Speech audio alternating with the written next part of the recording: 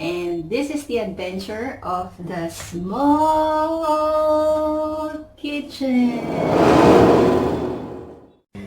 What's up, people? So for today's home cooking, I'll be making turkey empanada. Let's see if we can make it tastier. For our turkey broth, I cut 2 onions into half and 2 cloves of garlic. Cut it into half also.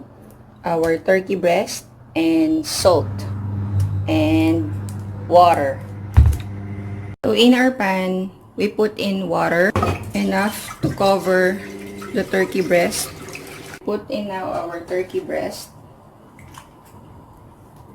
You put in your onions and then your cloves of garlic.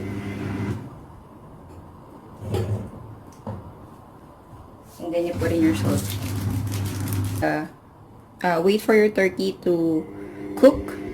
And then afterwards, we'll be making our additional filling for our turkey empanada.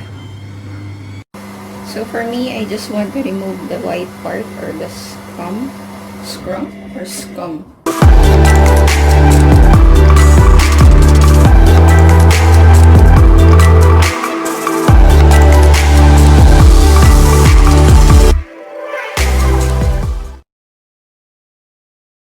When your turkey is ready, you turn off the heat and set it aside to cool down, and then you prepare the other ingredients. For the other ingredients, I have already minced some garlic, onions, carrots, tomato, bell pepper, and some sweet potato.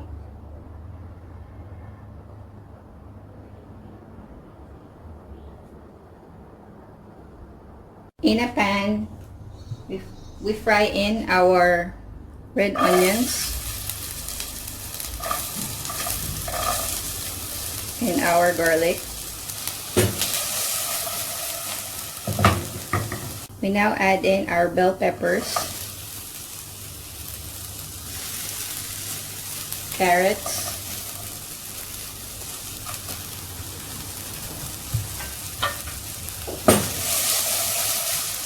and our sweet potato.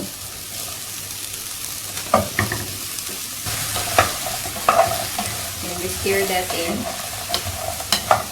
Also add in our tomato.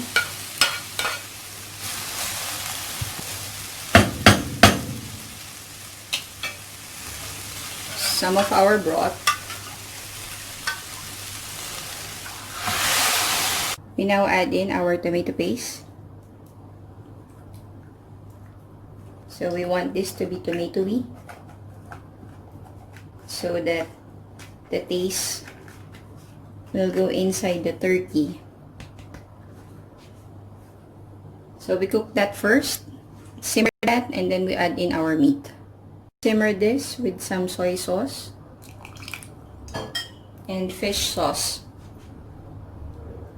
We've added in some pepper, and let's just simmer that for 20 to 30 minutes before adding our turkey.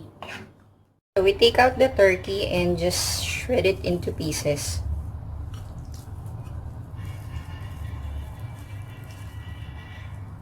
We now add in our turkey.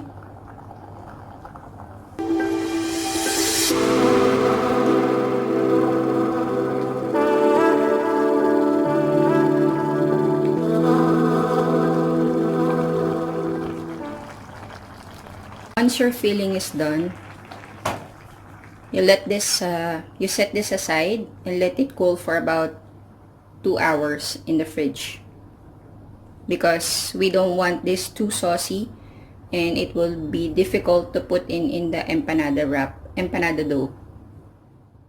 So when you take a look at our sauce, it's not anymore liquidy, so it's easier for us to put it in our empanada dough. So now we will continue our adventure for making an empanada. So I'll be using this ready-made empanada dough because I don't have the space to make from scratch an empanada dough. I am going to try this kind of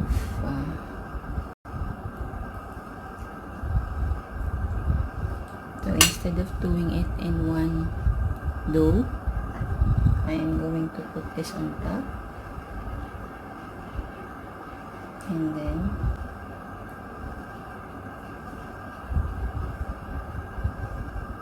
that's how it is.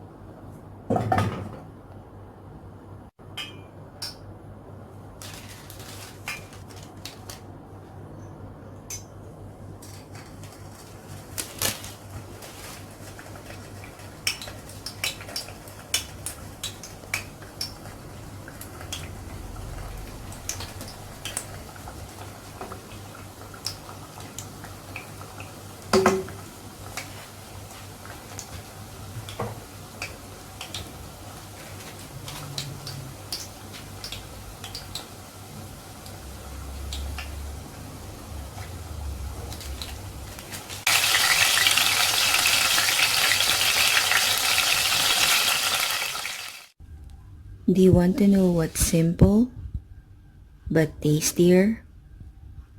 B-roll.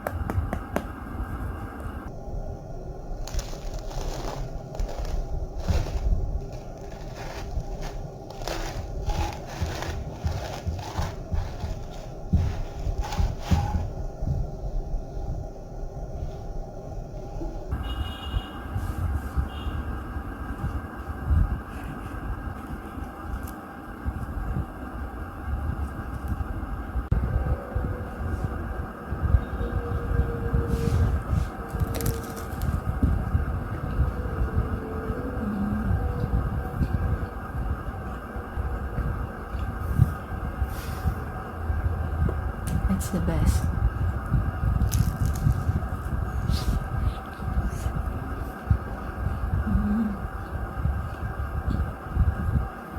The crunchiness and the sweetness.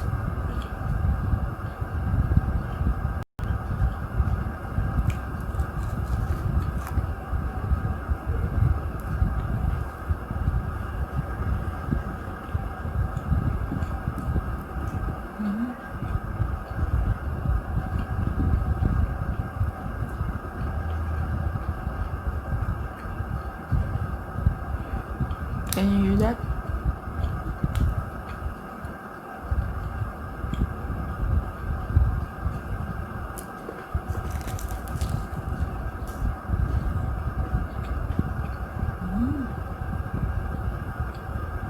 That's good.